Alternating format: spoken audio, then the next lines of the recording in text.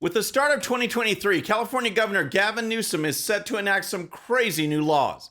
Joe Biden spent an incredible part of 2022 on vacation. Plus, Kevin McCarthy fights to become the next Speaker of the House. All that and more. I'm Bobby Eberle. This is a 13-minute news hour. God bless the United States of America.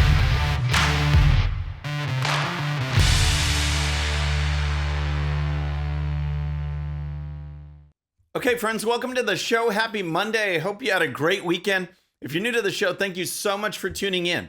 We're going to start with California Governor Gavin Newsom, who is welcoming in the new year with a new set of laws that are just too outrageous to believe, and yet they're real. Yes, 2023 in California will be marked by sanctuary city status for transgender kids, penalties for straying from approved COVID talking points, the end of racist jaywalking, and more. Here's the story. Here are the 5 most radical new laws, plus one that is currently on hold in the courts, taking place on New Year's Day in the Golden State, with little effective opposition from a shrinking Republican legislative minority. SB 107, Sanctuary State for Transgender Kids. This law, signed by Governor Gavin Newsom, Democrat, in September, protects the use of drugs or surgery to provide so-called gender-affirming care to children from other states where the use of such treatments is restricted or criminalized. It prohibits doctors from releasing information to other states and prohibits California courts interfering in child custody over such treatments. So, you can see where this is going. It's California, a state that is actively trying to drive all people away who have some common sense. Here's more. AB 2098, COVID misinformation. This law, signed in September, requires California's medical licensing boards to take disciplinary action against doctors who are involved with the dissemination of misinformation or disinformation related to COVID-19. AB 2147, decriminalizing jaywalking because of racism.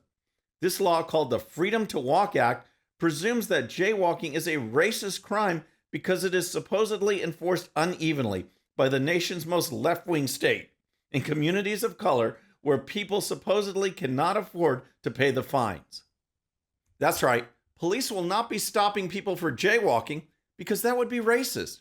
Then there's SB 1375, which will allow nurses to perform certain abortions without doctors. And how about SB 357, which will decriminalize loitering in public for the purpose of committing prostitution, even while prostitution continues to be a crime.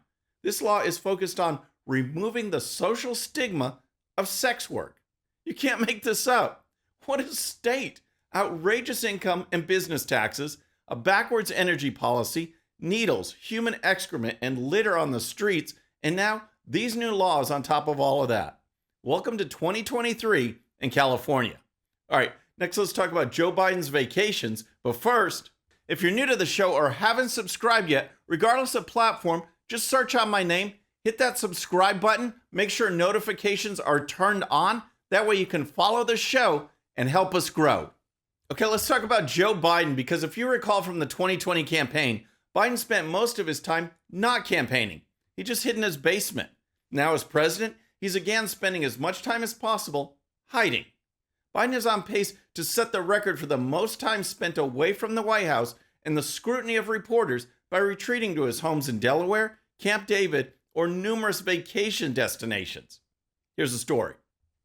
President Joe Biden spent nearly 40% of 2022 in Delaware, Camp David, and vacation destinations.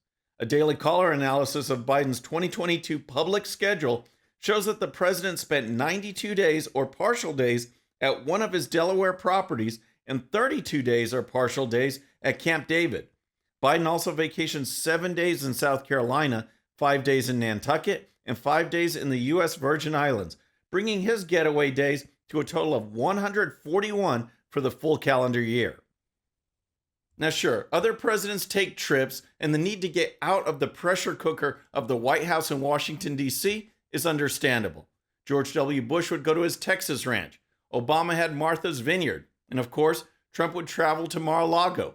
But Biden is taking vacationing to a whole new level. Biden's numbers, however, are on track to outpace every president, CNN reported. using data compiled by former CBS White House correspondent Mark Knoller. If Biden is reelected and keeps up the pace of his trips to Delaware, his vacation time would far eclipse those of Obama, Bush, and Reagan, Knoller told the outlet. The White House has certainly been on the defensive about Biden's trips, the most notable coming just recently when Biden took off to St. Croix in the Virgin Islands while the country was being blasted by winter storms. Of course, for White House Press Secretary Karine Jean-Pierre, it's not a big deal at all.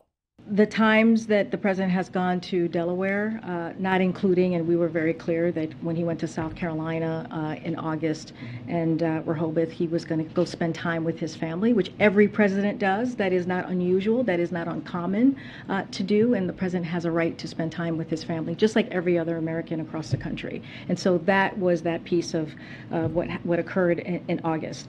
As it relates to trips that he's made to Delaware, look, the way we see that is the president could be president anywhere. The president can be president anywhere, sure.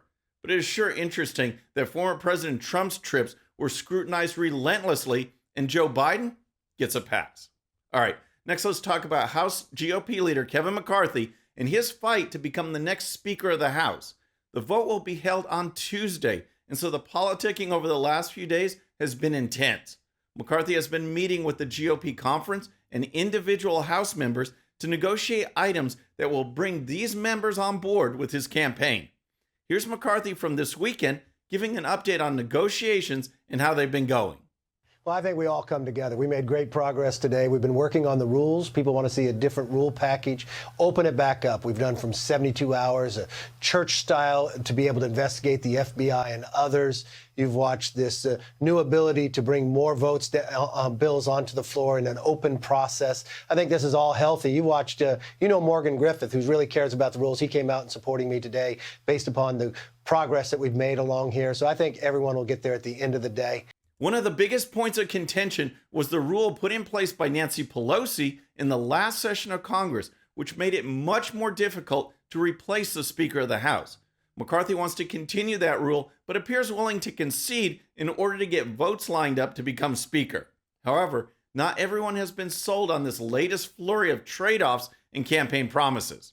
Here's the story. 9 House Republicans on the fence about Minority Leader Kevin McCarthy's speakership bid signaled Sunday that the California Republicans' attempt to mollify critics were insufficient and that a radical departure from the status quo was needed. The lawmakers, led by Representative Scott Perry of Pennsylvania, chairman of the House Freedom Caucus, and Chip Roy of Texas, voiced their displeasure in a public letter ahead of Tuesday's Speaker vote. The lawmakers wrote that while Mr. McCarthy had offered concessions on House rules in an effort to address long-standing and deep dysfunction, the move came too late. In addition to the 9 who signed on to this letter sent to McCarthy are the 5 House members who have publicly stated that they will not vote for McCarthy under any circumstances. On the flip side of the campaign, there is a solid number of House members who say that Kevin McCarthy is the only person they'll vote for, which means that Tuesday's vote could lead to some serious deal-making. So what do you think? Will Kevin McCarthy be the next Speaker of the House? Let me know in the comments. All right, next let's talk about Mitch McConnell, because he's slated to participate in a big event to kick off the new year. Is the event to highlight McConnell's new commitment to the conservative cause? Of course not.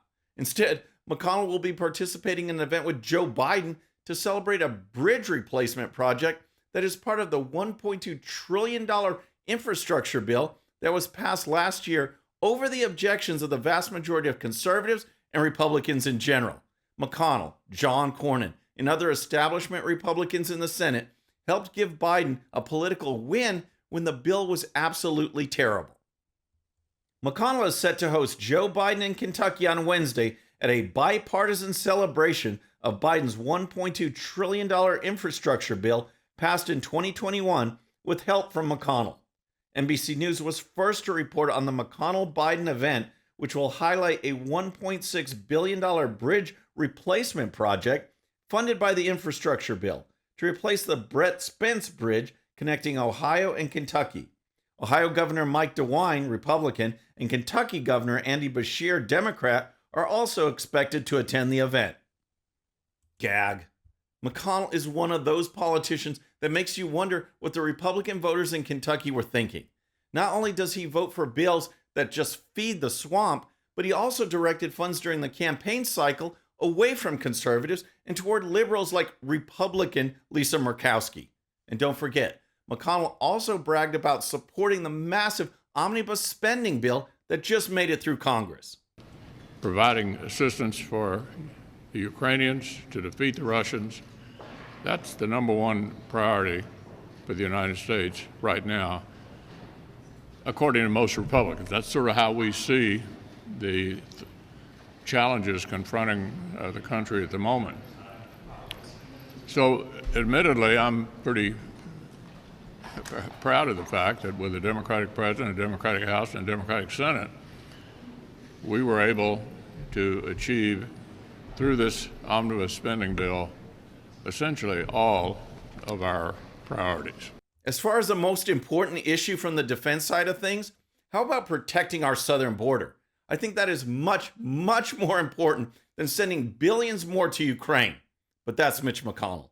All right, next I have an update on actor, producer, and author Kirk Cameron in his faith-based children's book, As You Grow.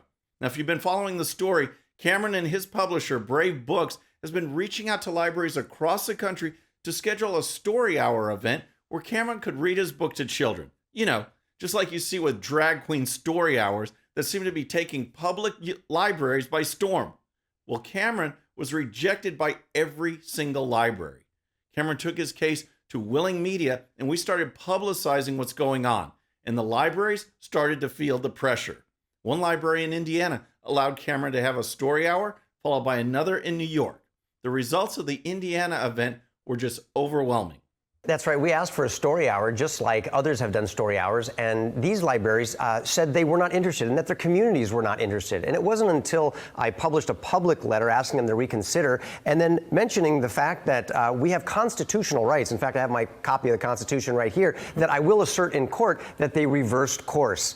And, yesterday just told the whole story in Indianapolis. The community showed up in record numbers. More people showed up for this book reading than any other event in the 137-year history of the library. Cameron was preparing to do another story hour at the Scarsdale Library in New York, and he contrasted how that library actually did sponsor a drag queen event, while Cameron's event gets no mention at all. And they are sponsoring and paying for and promoting drag queen story hours for children. But we don't even get a mention on the website calendar. If you go to the website, you won't see it. They do tell you that there's a Play-Doh play date going on today, but in Scarsdale, we will be there and we expect record numbers. Yeah, I'm on the scarsdalelibrary.org website right now, and it actually is featuring the drag queen story hour. It happened back in June of 2022. It's still on their website. The demographic is 18 to 24-month-olds. I'm not making this up. This is a true battle, but it is one that must be fought. 2,500 people attended the Indiana reading. And yet, if conservatives didn't fight for the opportunity, the event would have never happened. Great job by Kirk Cameron and his entire team. And I hope the moment continues. Friends, that's our show for today. I hope you enjoyed it. And don't forget, if you're new to the show or haven't subscribed yet, regardless of platform, just search out my name. Hit that subscribe button, make sure notifications are turned on. That way you can follow the show and help us grow. Thank you so much for tuning in. And remember, today's show's one sheet is available to Patreon supporters using the link in the description. The one sheet gives you the links to all the videos and stories used on today's show, so you can dive even deeper into each issue. And with that, our next show will be Wednesday evening at the usual time. Until then, I'm Bobby Eberle. This is a 13-minute news hour.